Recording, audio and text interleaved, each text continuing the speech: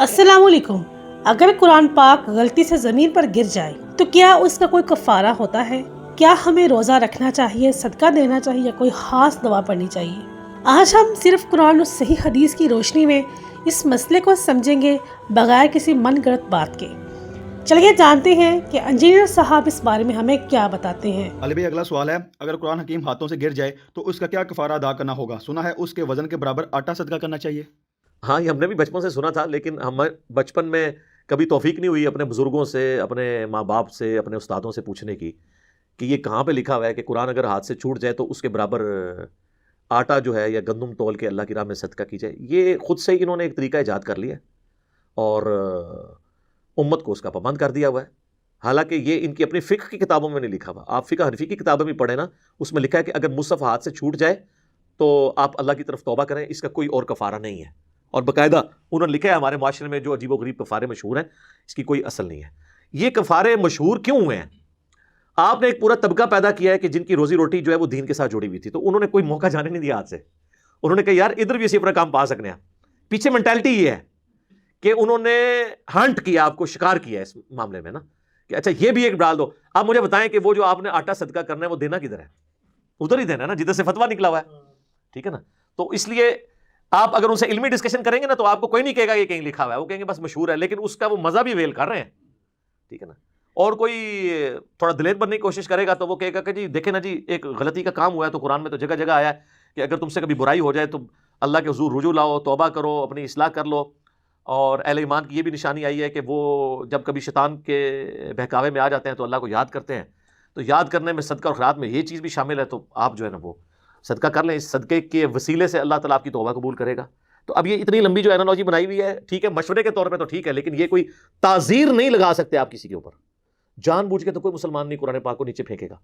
और ये भी याद रखिएगा, अगर कोई जानबूझ के कुरान को नीचे फेंके तौहीन की नीयत से, वो काफिर हो जाएगा।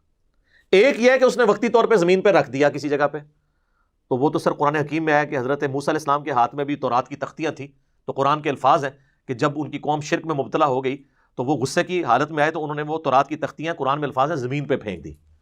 तो तौरात की तो तौहीन जो है वो उसी तरीके से ही होगी जिस तरह कुरान की है। तो कोई हज़रत मूसा अलैहिस्सलाम पे फतवा लगाएगा? नहीं। उन्होंने तौहीन की नीयत से नहीं ज़मीन पे फेंकी थी, बल्कि वो उस मामले की तरफ मुतवज्जे हुए थे। इवन ये कुरान जहाँ पे प्रिंट भी हो रहे होते हैं, वहाँ आप क्या समझते हैं कि वो बेचारे इस तरह कर सकते हैं कि उन्होंने बड़े बड़े टेबल रखे और उसके ऊपर क्या कर रहे हो? ज़मीन पे ही रखे होते हैं, तौहीन की नीयत से नहीं रखे होते। अलबत्ता आप किसी ऐसी जगह के ऊपर हैं जहाँ पे इस चीज़ को इस तरीके से मायूब समझा जाता है, तो इसको तो आखिरी दर्जे में अवॉइड करना ही चाहिए। ये नहीं है कि आपने ज़रूर इसको ज़मीन पे ही रखना है। ज़ाहिर है लोग फतवा लगा देंगे, जिस तरह आप सऊदीया में देखते हैं कि वो बाज़ औक़ात वो बहुत एक्सट्रीम पे चले जाते हैं। वो मतलब जूतियाँ रखी हैं, साथ कुरान भी रख दिया, अब ये तो तौहीन हो जाएगी, सीधी सी बात है। हालांकि सऊदीया वालों ने इतना पैसा लगा के पीतल की हज़ारों अलमारियाँ जो हैं वो हरमैन शरीफैन के अंदर रखी हुई हैं। बाकायदा वहाँ रोज़ाना सफाई होती है उनकी, कोई मुसहफ ज़मीन पर ना रखे, वहाँ पर रखे, ठीक है। बाकायदा लकड़ी की रेलें अवेलेबल हैं। बाज़ औक़ात वज़नी कुरान होता है तो आप रेल पर रखें, वो तो बिल्कुल ठीक है। अबू दाऊद में हदीस है, नबी इस्लाम एक दफ़ा यहूदियों का एक मुकदमा निपटाने के लिए उनके मदरसे में गए। अल्फाज है मदरसे यहूदियों के भी थे, तो आपने तौरात मंगवाई, तो आपके साथ एक सहाबी थे जिन्हें इब्रानी ज़ुबान, हिब्रू लैंग्वेज आती थी। तो वो जब ज़ना की सज़ा जो रजम है उससे मुतल्लिक आयात आई तो उसने ऊपर हाथ रख दिए। तो उस सहाबी ने कहा कि या रसूल अल्लाह इसके नीचे लिखा हुआ है। तो वो रजम की सज़ा, क्योंकि उनको तो ये पता था, वो चाहते थे हुज़ूर इस्लाम के ज़रिए एक अशराफिया के हक़ में फ़ैसला करवा दें कि भी रजम की सज़ा नहीं है। तो उसमें अल्फाज है कि नबी इस्लाम को उन्होंने एक बड़ी गद्दी दी जिस पे आप बैठ गए, और थोड़ी देर बाद जब तौरात लाई गई तो अपनी पीठ के नीचे से आप सल्लल्लाहु अलैहि वसल्लम ने गद्दी सामने रखी और तौरात को ज़मीन पे नहीं रखा बल्कि गद्दी पे रखा, तहरीफ शुदा तौरात को। और आपने फरमाया मैं ईमान लाया इस किताब पर, उसके नाज़िल करने वाले पर। अगरचे वो तहरीफ शुदा थी लेकिन उसका भी रिकॉर्ड है। इसके तहत हम समझते हैं कि कुरान हकीम डेस्क के ऊपर आना चाहिए। आजकल तो प्लास्टिक के भी डेस्क मसाजिद के अंदर आ गए, तो इतना मसला नहीं रहा। हमारे ज़माने में वो लकड़ी वाले होते थे, फिर वो टूट जाते थे, फिर उतने महंगे होते थे, फिर वो हमने तो जिन पे कुरान पढ़ा है वो बड़े बड़े फट्टे होते थे, ठीक है ना। और एक ही फट्टे पे बैठ के सारे पढ़ते थे, एक तरफ से एक बच्चा खींच ले तो वो दूसरी तरफ खींचता था। अब तो हर बच्चे के लिए अलग से एक डेस्क प्लास्टिक का अवेलेबल है, वो सामने रखे 200-250 रुपये का मिल जाता है। और वो माशाल्लाह उठाना भी आसान है, उस पर आप वज़न जिस बेशक 10 कुरान पाक रख दें वो क्रैक नहीं होता, ज़बरदस्त प्लास्टिक के बने हुए मिल जाते हैं। तो ये एक बड़ी अच्छी एक चीज़ है, उसको उस पर रखना चाहिए। तो कुरान हकीम अगर हाथ से गिर जाता है तौबा ताइब हो जाए और मेहरबानी करके किसी को बताएं ना, ये ना वो आपके ऊपर को फतवा लगा दे। اسی طریقے سے قرآن حکیم کے بوسیدہ جو اوراق ہیں ان کے بارے میں بھی آپ دیکھتے ہیں کہ لوگ کہتے ہیں جی قرآن اب پرانا ہو گیا، اب اس کو ہم ردی میں تو دے نہیں سکتے. بالکل دینا بھی نہیں چاہیے سر. کیا کریں؟ وہ کہتے ہیں جی قبرستان میں جا کے دفنائیں. قبرستان میں آپ جا کے دفنائیں گے، لوگ کہیں گے پتہ نہیں کیا چیز دفنا گیا تھے، کوئی خزانہ.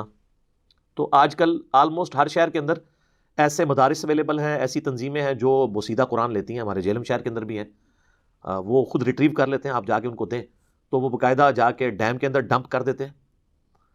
ڈیم میں ڈمپ کرنے کا فائدہ ایٹ لیسٹ یہ ہوتا ہے کہ کنارے پہ نہیں اس طرح کے صفات آتا ہے، لیکن دریا میں آپ ڈمپ نہ کریں، کیونکہ دریا بعض کا جب خشک ہوتے ہیں نا، ڈیم تو خشک نہیں ہوتا، لیکن دریا میں جب ڈیم سے پانی آنا بند ہو جاتا ہے تو آپ دیکھیں ہمارے جہلم شہر کے بھی کئی جب خشک حصے سامنے آتے ہیں تو ان پہ مصحف آپ کو نظر آ جاتے ہیں پڑے ہوئے.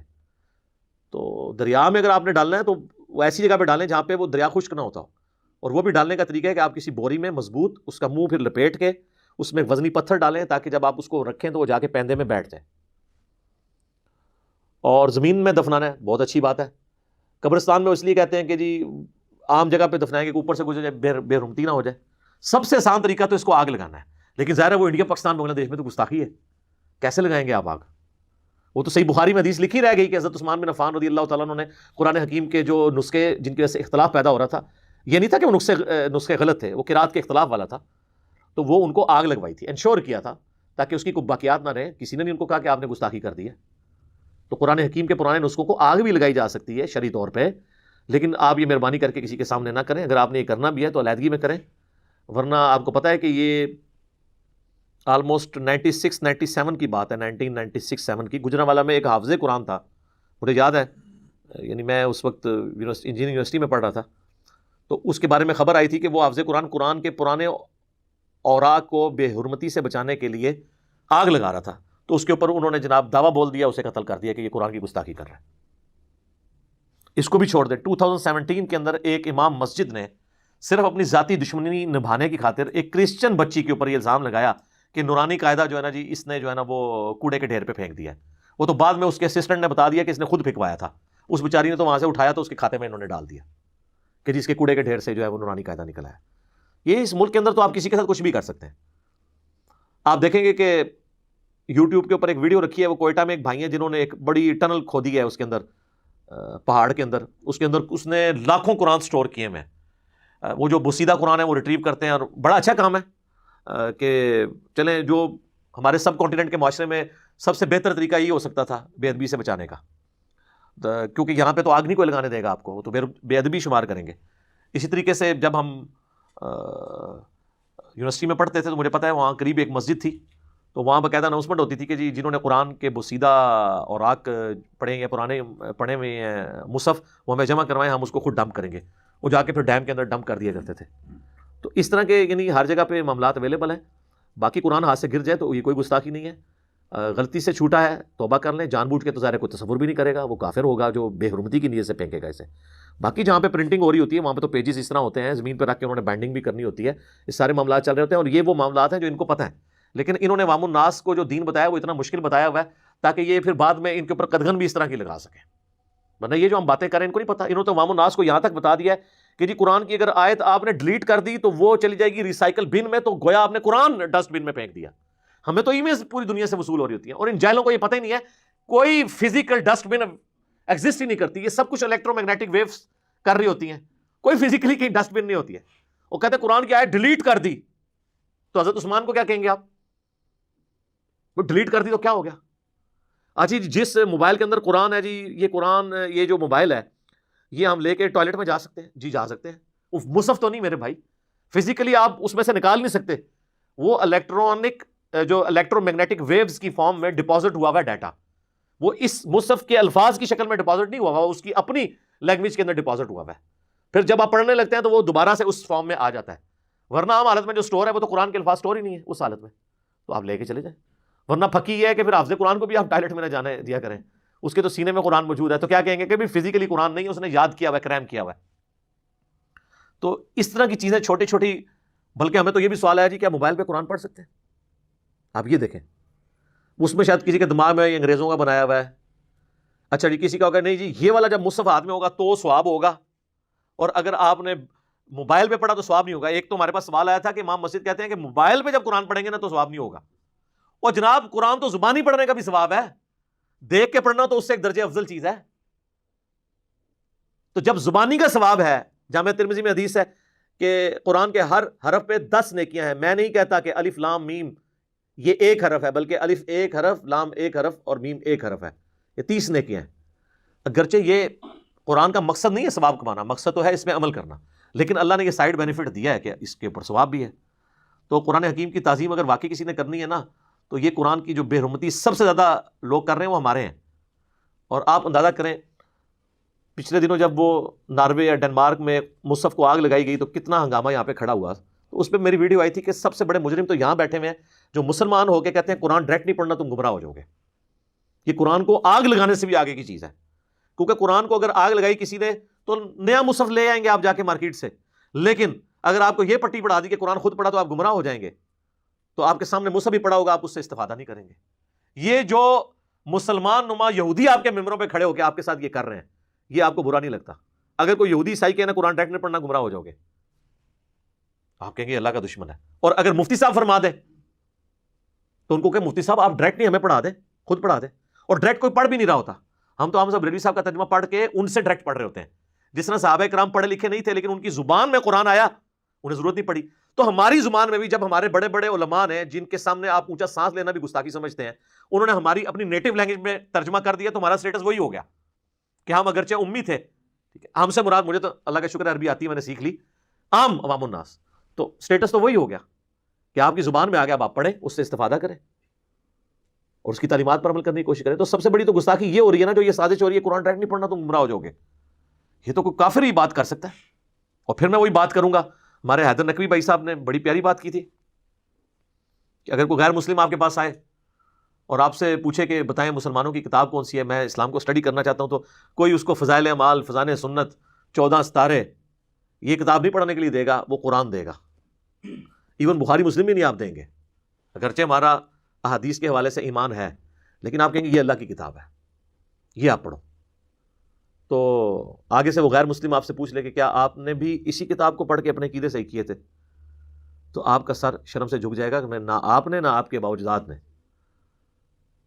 اچھا، کئی لوگوں نے بیچاروں نے اردو ترجمے کے ساتھ بھی قرآن پڑھا ہوتا ہے، لیکن وہ اس طرح پڑھا ہوتا ہے جس طرح عربی میں پڑھا ہوا ہے، وہ اس نیت سے نہیں پڑھ رہے ہوتے کہ جو لکھا ہے اس کے مطابق بھی میں نے کرنا ہے، نہ نہ نہ نہ۔ ہماری یونیورسٹی میں ایک مجھے یاد ہے، وہ سیکورٹی گارڈ تھے، تو میں ان کو نہ دیکھتا تھا کہ وہ نہ احمد بریلوی صاحب کا ترجمہ کھول کے نہ پہلے عربی پڑھتا تھا طرز لگا کے، پھر اس کا ترجمہ بھی نہ اردو میں اسی طرز میں پڑھتا تھا، تو وہ بس طرز کے ساتھ ہی پڑھ رہا ہوتا تھا، یہ لکھا کیا ہوا ہے اس پہ میں نے عمل کرنا ہے، یہ مشکل کام ہے۔ طرزیں نہیں لگانی ہے، تعلیمات پہ عمل کرنا ہے۔ اور بعض اوقات لوگ اردو میں پڑھ بھی لیں گے نا، تب بھی وہ پڑھنے سے پہلے جو عقیدے رکھتے تھے بعد میں بھی وہی رکھیں گے۔ نہیں، ہونا یہ چاہیے کہ آپ اپنے آپ کو قرآن کے سامنے پیش کریں، بجائے قرآن کو مروڑ کے اپنے مطابق کرنے کے، قرآن کے منہ میں اپنا لقمہ ڈالنے کے، آپ قرآن کے سامنے سرنڈر کر جائیں۔ اکثر لوگ کہتے ہیں جی وہ جی علی جو ہے نا وہ ہمارے خلاف آیتیں پڑھتا ہے قرآن سے۔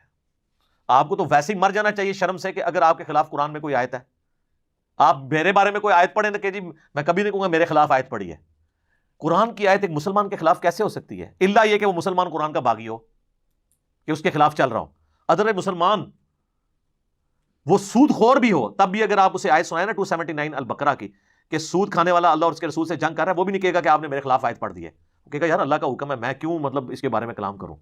جن کے عقیدے قرآن کے مطابق نہیں ہے نا، انہی کو تکلیف ہوتی ہے، وہ کہتے ہیں ہمارے خلاف آیتیں پڑھتا ہے۔ تو سر آپ اپنے آپ کو قرآن کے مطابق کر لینا تاکہ کوئی آیت آپ کے خلاف ہو ہی نہ۔ یہ آیت خلاف آتی ہے آپ کے اس لیے ہے کہ آپ کے عقیدے نہیں ہے، تو سر اپنے آپ کو قرآن کے مطابق کر لیں۔ وہ جو باتیں سن کے وسوسے دل میں پیدا ہوتے ہیں، وہ وسوسے نہیں ہوتے ہیں، وہ اللہ کی طرف سے آپ کو سگنل آتے ہیں کہ انسان کے بچے بن جاؤ، قرآن کے مطابق اپنے عقیدے کر لو۔ آپ اس کو وسوسہ کہہ کے جو ہے وہ جھاڑ دیں گے تو آپ کو پھر اپنی آخرت کی فکر کرنی چاہیے۔ تو یہ قرآن اگر زمین پہ گر جائے تو آپ کوئی کفارہ اس کا نہیں ہے، توبہ کر لیں، اور وہ توبہ بھی میں آپ کو احتیاطاً نہیں کہہ رہا ہوں تاکہ کوئی کلپ نہ کاٹ لے، ادروائز غلطی سے گرا تو وہ کوئی آپ نے گناہ نہیں کیا۔ ٹھیک ہو گیا جی؟ دیکھیے ناظرین، یہ سب باتیں ہمیں یہ سبق دیتی ہیں کہ دین میں اصل بنیاد ادب اور خالص اللہ کی طرف رجوع کرنے میں ہے۔ جو روایتی رسوم یا مشہور کفارے ہمارے معاشرت میں پھیل گئے ہیں ان کو ہم احترام سے دیکھیں، لیکن ہمیں یہ یاد رکھنا چاہیے کہ دین میں کوئی بھی ایسا کفارہ ثابت نہیں جو قرآن و حدیث سے نہ ہو۔ ہمارے بزرگوں نے جو روایات ہمیں سنائیں ان کا مقصد شاید دل میں خوف اور احتیاط پیدا کرنا تھا، لیکن اصل میں اللہ تعالیٰ سے سچی توبہ اور اصلاح ہی سب سے بڑا کفارہ ہے۔ ہمیں اپنی زندگی میں ہمیشہ تحقیق اور علم کی روشنی میں آگے بڑھنا چاہیے، بغیر کسی بے بنیاد رسومات یا رسموں کو لازم سمجھنے کے۔ اگر آپ کو یہ ویڈیو مفید لگی ہو تو براہ کرم چینل کو سبسکرائب کریں، ویڈیو کو شیئر کریں اور اپنے خیالات سے ضرور آگاہ کریں۔ اللہ ہم سب کا حامی و ناصر ہو۔ آج کی ویڈیو صرف یہیں تک، کل ملتے ہیں ایک نئے ویڈیو میں ایک نئے ریئیکشن کے ساتھ۔ فی امان اللہ۔